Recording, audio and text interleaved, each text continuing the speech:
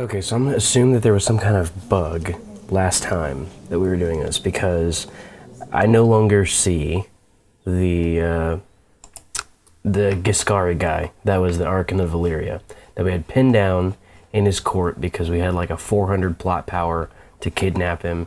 He was in hiding with his entire family, and I no longer see him. Instead, you have this guy who's the prototypical Valyrian Archon. You know, not an outstanding character, but a pretty good character. And so now we're back to square one in trying to use our intrigue, and I put that in quotes because it hasn't been rather successful lately, but using our intrigue to cause some havoc in Valyria. So we're gonna have to use our spy on. Where is it? There is... Who's currently the object of my spying? Oh, I have the business focus. How? I'm very confused as to what is happening here.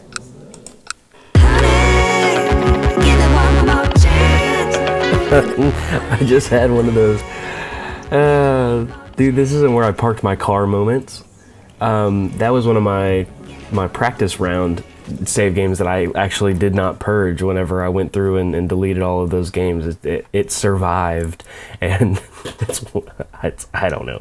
So yeah, we are back here in Braavos for the Uncloaking, and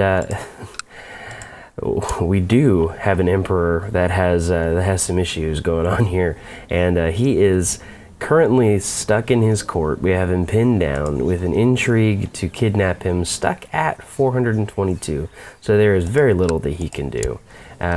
We do have a very powerful tool in our spy on focus, which we can maybe use to our advantage to, you know, he's in hiding, so there's not going to be much opening there. So we're going to have to find a new target of our spying on, and I'm thinking that this guy to the north of Valyria seems rather isolated, if you will. I believe the Magister of Cohor is a tributary of, yeah, she's a tributary of Valyria. So Valyria actually extends further. Is Norvost a, yeah, Norvost is a tributary of Valyria.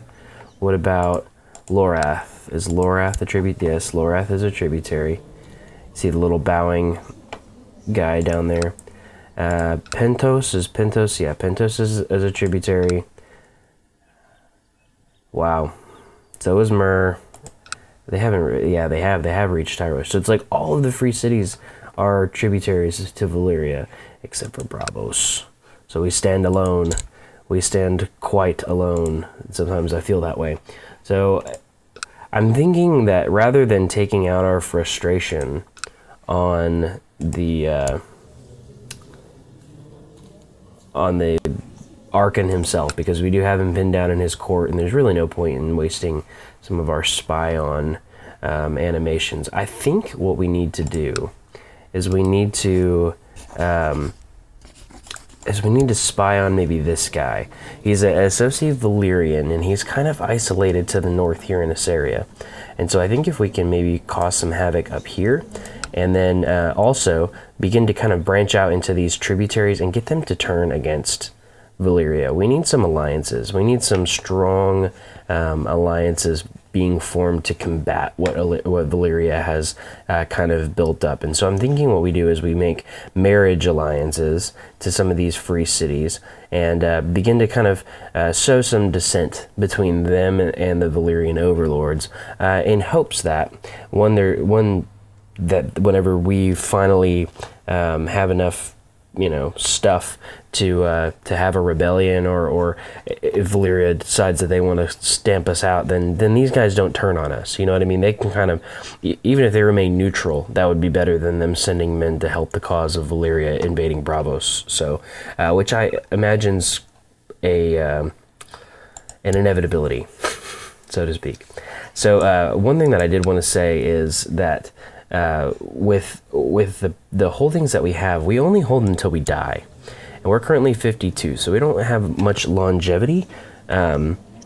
going forward. So what we need to do is we need to prepare for the inevitability of a change in power, and more than likely a change that will affect the leadership here in Braavos, meaning that our son probably won't be the next sealord of Braavos. Maybe he will, but probably not. So what we need to do is we need to begin to invest as much as we possibly can into our son. And I think forcing to train is basically a 50-50 shot. We are a trained fighter, so we can get him to that point, I think. Let's do that step one and hope that we don't... Oh, cool, we did it. Awesome. He's a trained fighter now, so that helps. He's 11 years old. He's currently being educated by this guy, which will give him a really good education stat, but won't necessarily produce in him a solid blend of traits. So what we need to do is we need to find a new guardian for him. And I'm thinking that we need to find a guy with well-rounded traits, who currently is me. I mean, well-rounded is kind of putting it lightly. 17 diplomacy, 12 martial, 12 stewardship, 11 intrigue, and 7 learning's not great, but it is what it is there. We can always transfer him back under that guy with a higher learning, closer to his birthday. But in terms of well-rounded stats, we are the guy. So let's do that. We're going to take tutelage of our grandson in hopes that we can build up his base stats and produce in him some good traits. So have some control over what traits he brings to the table. And all of that goes into finding a good marriage alliance. So let me see what I can find around here and see if we can't cook up something special. Okay, so I've searched around and I've come up with 2 options. First of all, we have Helenea. I like that. Helenea Barot here in Cohor, who is actually the daughter of the next guy in line. So I went in basically and I just looked at the line of succession, and so he's next in line for the cohort title, and he has a daughter. She is 0, so that I mean, but he will accept the offer of betrothal. The other girl is Sarah Reagan here in Mur, and she is also the daughter of the next guy in line to inherit, according to the line of succession in the title screen. So she is the second daughter. So the first daughter is already married, but the second daughter, and she has some good childhood traits, and she's much closer in age. So I think I'm going to go with her. I'm going to arrange the betrothal between her and Taro. They're actually the same age, and born on the same day if the things are correct in here. So yeah, this is good. I think this is a good marriage alliance. Mur is a good country to kind of go ahead and get our foot in with. They have currently the ability to raise 8,000 men, so that what I have to remember is it's kind of twofold. It's almost like whatever men they bring to the table is not only men that we can raise or we can have on our side, it's men that Valyria does not. So it's actually like a twofold swing in our direction. So I'm good with that. I'm good with that marriage alliance. I think that's a good way to kind of go. We still have some granddaughters, if I'm not mistaken, that are not betrothed or married. Let's take a look. We have 2 from this daughter, who one of them is 3 and one of them is 0, and then we actually have 3, if I'm not mistaken. This girl is not, this girl is not, and this girl is not. So we have 3 from our son as well. One of them is 13, one of them is 7, and one of them is 10. So we have a little bit of time on the second 2, but we need to go ahead and figure out another good alliance with our daughter. I'm thinking Pentos had somebody, a son that we could betroth into. No, he only has daughters. He only has daughters. But he wouldn't accept my offer because political concerns, quote unquote. I could have gifted him something from my treasury, but I didn't really want to have to do that. That was, I mean, I'd rather wait until we absolutely have to before getting into that. Nobody has children in Tyrosh. I don't know what's up with that. And also in Lys, nobody has children. And I say nobody, but it's like very few of the people here in Lys. Like this guy has 3 children. One is 34 with no children. One is 33. Oh, look, they just had... that was not there a second ago. Making a liar out of me. But yeah, a lot of them don't have children. And definitely not suitable offers for my granddaughter. So it's going to take a little bit of looking around. Maybe the Sarnor... Maybe I have use for that. The Sarnori gods. So perhaps, and they're a feudal government, so they actually have a distinct line of succession. I wonder if they'll accept a betrothal. Yeah, it's the religious differences. Valyria and the Sarnori are the same in that regard. All of the free cities are like really cool if you don't if you don't follow their religion. They're like, whatever, it's really not that big of a deal. It's just kind of a formality anyways. But it's just one of those things, you know, you expect something in return for you know, them having this kind of religious framework. You would expect them to kind of try to stick to it anyways. Okay, so we can actually make an alliance with the next guy in line in Lorath. So let's do that. He's 3 and she's 13, so there's a little bit of an age difference, but that's okay. There's nothing wrong with that. It at least gives us that alliance. What? I'm keeping a close eye. Did I do that before I left off last time? I don't think I did. So this guy's the Lord Treasurer. I think I'd rather... I wonder if we can do...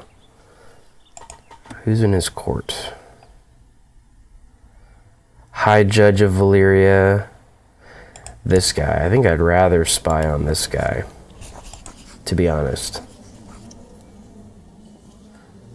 Who am I currently spying on? Is there a way to see that very quickly?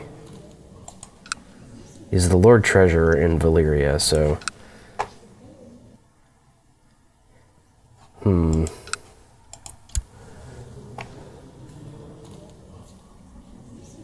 Spymaster of Valyria. Imperial General of Valyria. It's this guy, isn't it? Designated heir. Imperial General. Lord Treasurer. I'm going to stop spying on this guy. And instead, I'm going to spy on this guy. I have to advance time a little bit. Spy on him. So he's the oh, it should be the regent. That's what it should be. I'm glad you don't like have it, there's not like a cool off period. Yeah, I'm gonna spy on the regent. If I can influence the regent, I mean that's the guy that's running the country while this guy's kind of hiding in his court. And listen, I don't blame him for hiding in his court. If I had that many people wanting to kill me, I would do the same thing.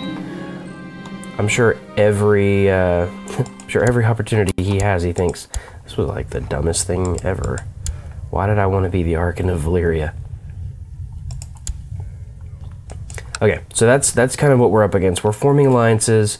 We're working kind of behind the scenes while this Valyrian Archon is struggling to maintain his grip on his country, and that's exactly what we want. We want the struggle. I don't want to kill him. I mean, kidnapping him would be great, just because we could maybe like. Do we even have a truce with them? We don't have a truce with them, even though they slave raided us. My spying on Lord Aemond of Mentaris has revealed his complicity in a shadowy plot to fabricate a claim on the Empire of Valyria. Ooh. Knowledge is power. So his plot is revealed. Maybe he'll get punished. I want to be able to extort him, though. I want to be able to, like, blackmail him. I think if we continue on, we'll maybe have a similar chance. What quality of education would you like to purchase for your grandson, Taro's Lane? Zaline. We're gonna have to go into the black because we're gonna have to go into the red because I don't want to skimp out on this education. How much longer are we going to?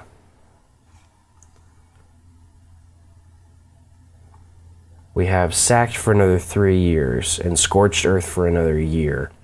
It's really nerfing our tax modifiers. Our levies are still decimated as well. So the trade post.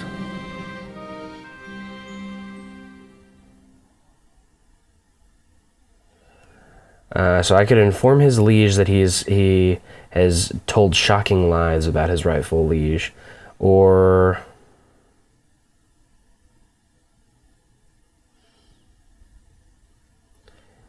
keeping this information to myself right now.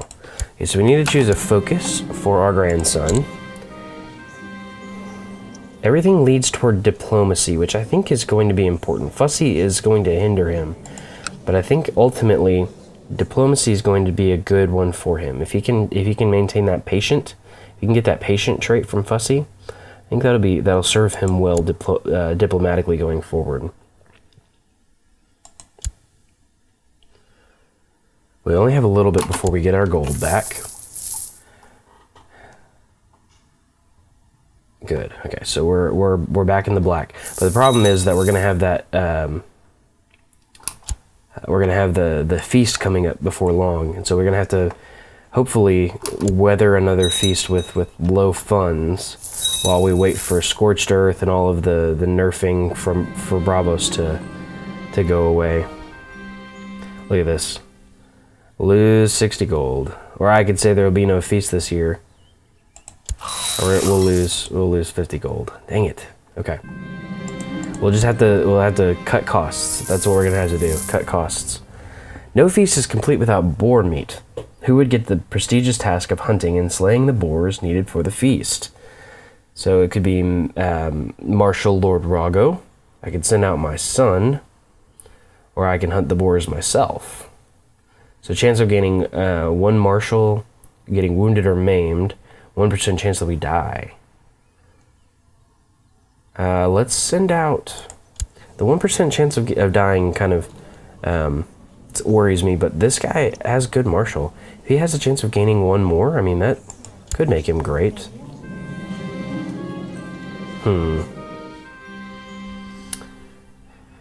He didn't gain the one marshal, but also we're struggling here because a sudden shooting pain strikes your chest. After a moment of agony, it passes for now. We're a little low. Zorafos, who is our drunken court physician, is fairly sure you're developing gray plague. They're always wrong, but that's still a little troubling. He insists you follow his instructions.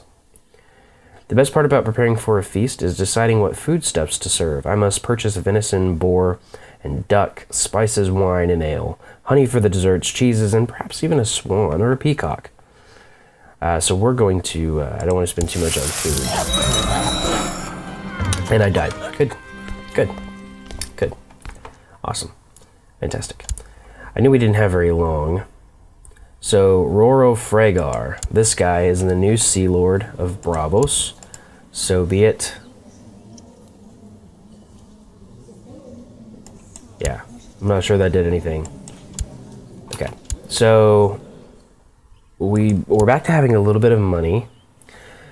We have the opportunity to be the chief general in our Sea Lord's court, so we'll do that. We'll take on the role of Master at Arms, basically. We have a lot of positions to fill because we basically have none. And then we have a lot of minor titles to fill. Our main title, I think right now, is our house, but we also have the Sea Lord's Palace. So we're still a merchant republic, but we have this huge SOC fortress. I'm really glad we revoked that before we died, because it's not a city, but we'll have a chance to really kind of build that up, that one province, and that'll be our familial holding. We also have a trade post here in the marshes, and we need to start working on this. So boosting up, I think this will be the first step. Instead of the Sealord's Palace, we'll start boosting up this trade post to start getting more and more money to contribute to campaigns and that kind of thing. From what I understand, that's kind of the necessary step. So wait, did I am the first sword. Okay, I thought about that, and I wasn't sure if that was what he was offering me or not. Chief General is the first sword of Braavos, and that was this guy's ambition. So he accomplished that ambition.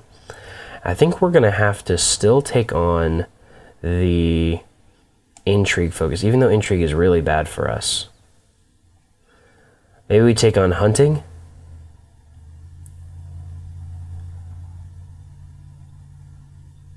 I mean, we have plans to kind of disrupt Valyria, but we can't really do that from the position that we're in. Yeah, I say we take hunting. I think hunting's a good one. We have quite a few children, and all of them need to be kind of dished out and set up for alliances down the line. We have 2 of them already kind of set up, but okay, let's do the hunting focus for now. Boost our health a little bit, give us 1 extra marshal, and going forward that'll help us, you know, kind of make moves on what we need. So we need to start inviting courtiers. We have this guy who's really good. He's going to be our chief scribe. We have a couple options for Justicar. Right here is 15 diplomacy. That's a pretty good position. She's also my mother, so that helps. We're going to improve diplomatic relations, I think. Nah, let's have her perform statecraft. That'll be a good one for her to perform. Chief General. This guy's a shrewd eunuch, renowned physician. No, he needs to be our court physician. Priest can be anybody with high learning, really. Have her perform charity. Have the maester or the court physician serve our court. We have this girl, my aunt, who has 18 intrigue, so we'll have her scheme. Our Lord Treasurer, we need a good treasurer. We need somebody with good treasury skills, and we also need a good chief general. So let's go in to find characters. Let me look through, find anybody that'll come to court, or somebody in the realm that has high marshal. I'll be right back. Okay, so I think this is a little bit of a bug. I'm not sure if this is just because of the timing of everything and how everything changed, but I'm planning a feast for all of my vassals, which is 0. I have no vassals. You can see my vassal limit up here is 0 of 24. No vassals. So nobody's gonna come to my feast. So I'm trying to spend the least amount of money as possible. It still required me to spend 60. I don't know if, like I said, I don't know if that's a bug or just the timing of everything changed. I don't know. Welcome to my feast, nobody. So we're just basically having a big dinner. 2 of your courtiers at the feast have brought a dispute before you to settle. The inheritance of some small property in Braavos is unclear, and Marilyn Regat, who just got here, and Aaliyah, with no last name, both claim it as theirs. It's obviously Aaliyah's, but this guy is my Lord Treasurer, and I want him to like me more than I want Aaliyah to, who like really brings nothing to the table, but is also his wife. That is freaking hilarious. Why are you 2 fighting? It's clear the property belongs to Braavos. I could gain arbitrary, which I don't want. And 30 gold. I mean, there's always that. We're gonna vote in favor of Maryland. Everyone drank and were happy, except Taganeria, who refused more wine. The insulting gesture means she does not appreciate my hospitality. Well, how dare you insult me? I don't even know why I'm having this freaking feast.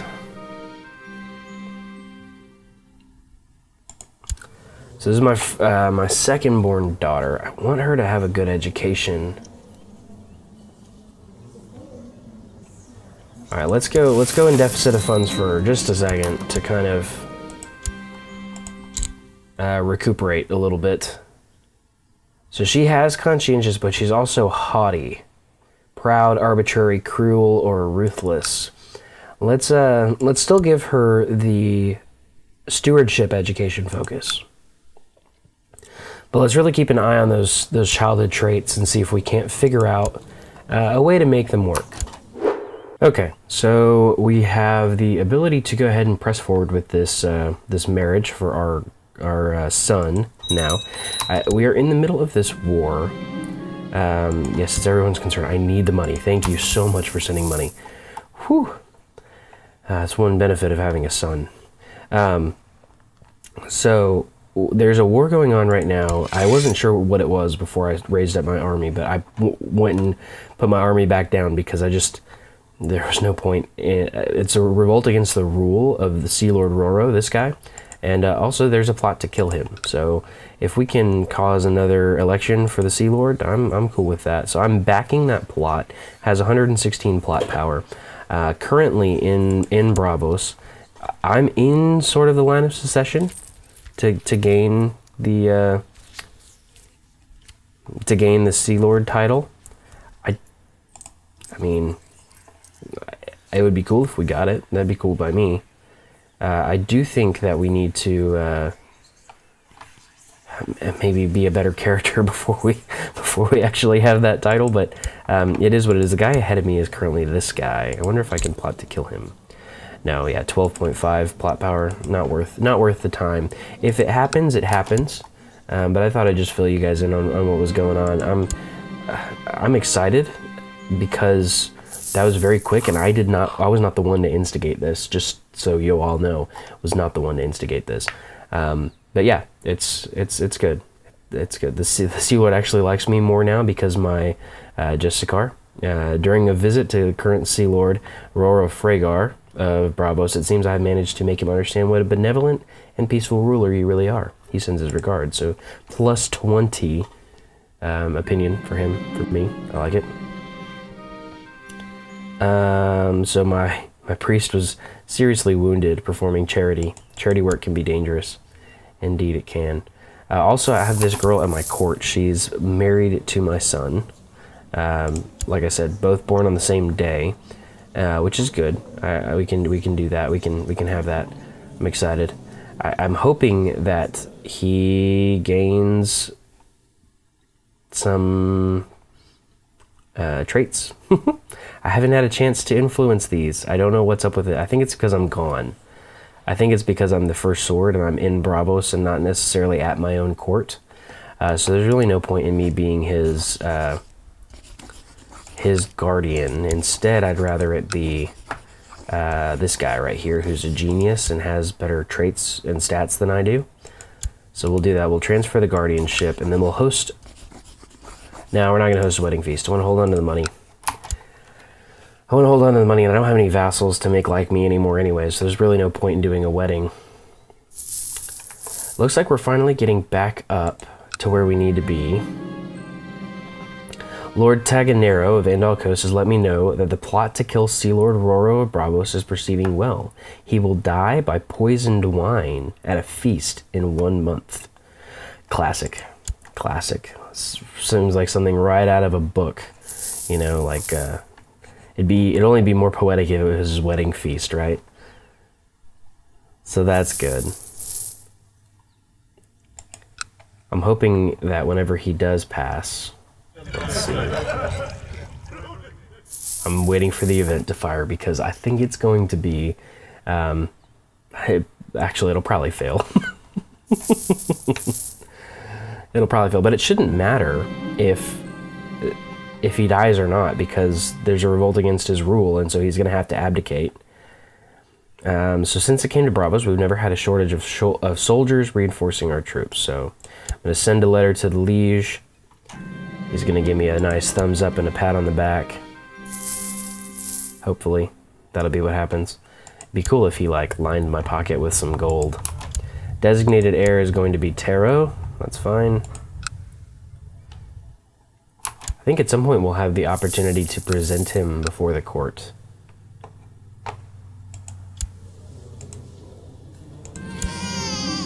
A son was born. Oh, wow. Wow. Already they have a son.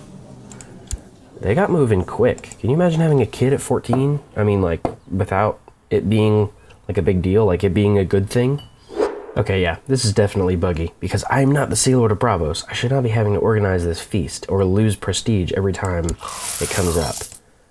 It just, it's like a 60 gold money trap. It's definitely a bug. But that's okay. We'll get over it. I regret doing Iron Man now, because I just put 60 gold back in my pocket, and, you know, say boo on the rest of it. To the magnificent Magister Rago, your wisdom and mercy are legendary. I would like to give you a seat on my council, and therefore offer you the title of Chief General. So this is a new guy. We have a new Sealord.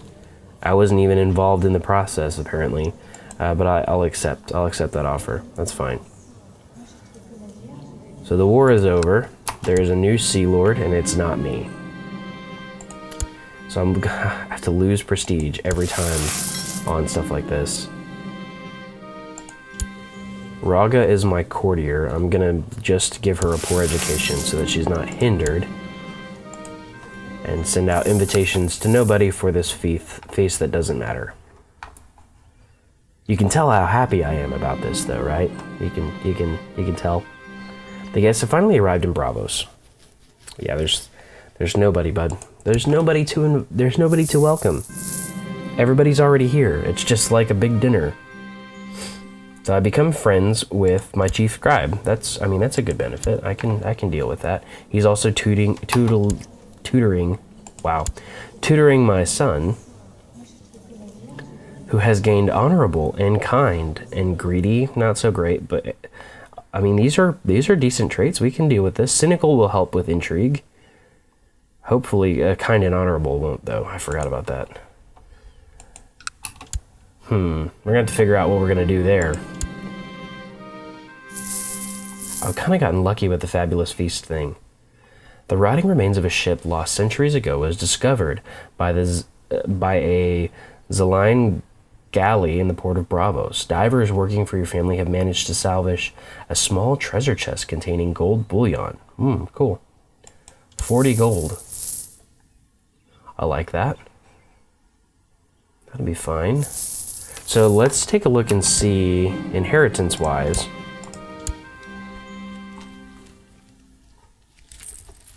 Free City of Braavos.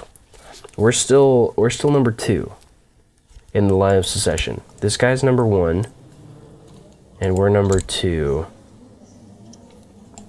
I wonder if we can start a faction. That's Roro Fragar. I don't have any claims, so I can't start a faction for myself. So we're not going to worry about it. And there's no factions there that I want to join. We'll just deal with it. I hate this like prestige hit for this feast. Luckily, our gold is back where we need it to be. How much gold do we need to start investing into our trade post? 112. Okay, so we'll wait until we're at like 200 before we do that. Once we hit 200 gold, we'll start investing in our trade post and building there. And hopefully that'll allow us enough gold to work out the whole feasting issue and all of that going forward. And we'll be able to build up.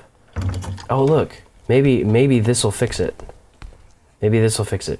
Dear Magister Rago of Braavos, I hereby invite you to the grand feast in Braavos. Your presence at the feast would be greatly appreciated, and I look forward to your attendance. I will travel to the feast.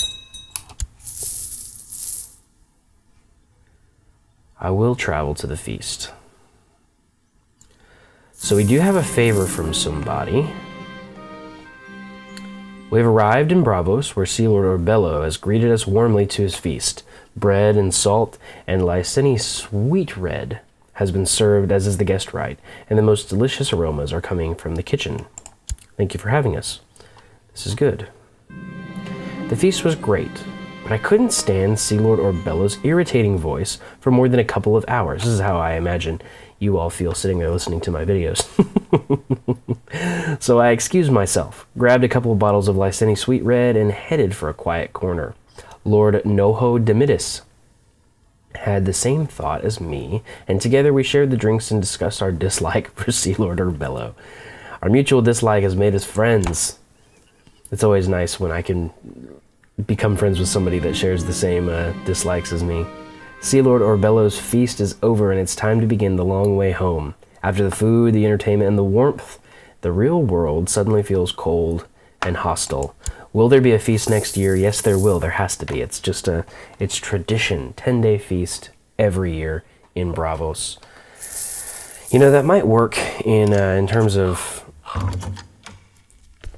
Okay, she's made the Sealord like me more. So this may work in terms of like real life situations, a feast every year, but CK2, it's not a good mechanic because it's like a money pit every year, 60 gold. It's crazy. So we have a faceless man wanting me to give him support, and he would owe us a favor, which I don't think you can actually call in to like kill somebody. That would be pretty cool though. That would be pretty cool. We'll have to see if that's actually how it works or not. That's a good favor to have, potentially. So we have groomed an heir. My son has finished his education in the ways of court and statesmanship. It is evident that he has excelled in his studies. So you got the trait charismatic negotiator.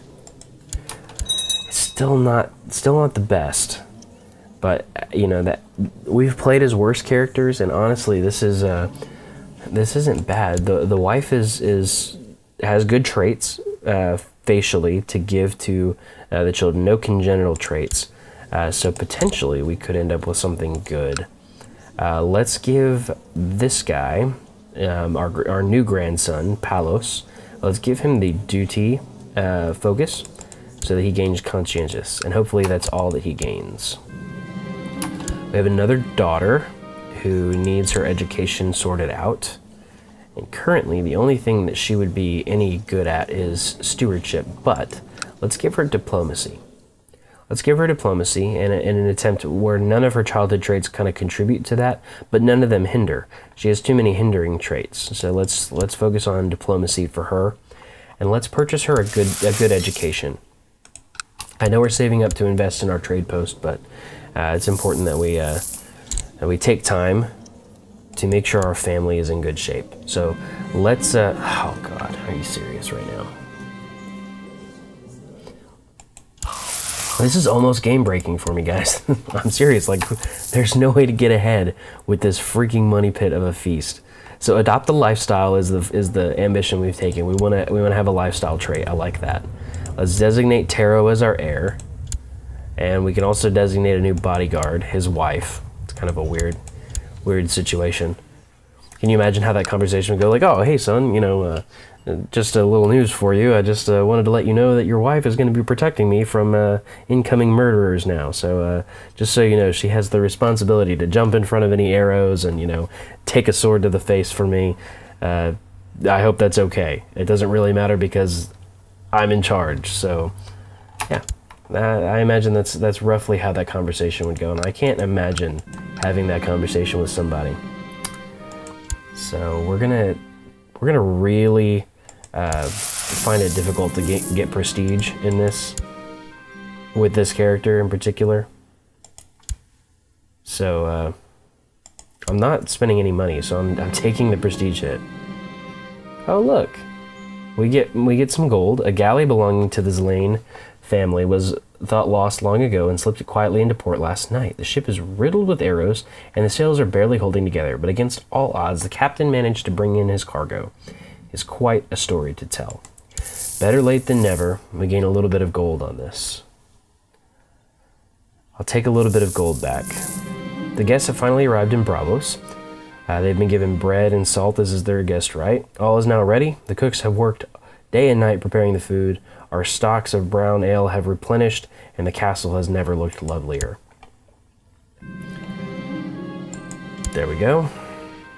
Our friend was the last to arrive. Okay. Fabulous feast, blah, blah, blah. At least it gives, you know, a boost to diplomacy constantly. I mean, at least that's something. I think the cool-off is 6 months, so about every 6 months you get... No, it's a year long. That's good. I mean, that makes it, if you continue with the tradition, the Braavosi tradition, then you have a permanent boost to your diplomacy, so that's always nice. Feast again. Another feast. It's another freaking feast. What the f?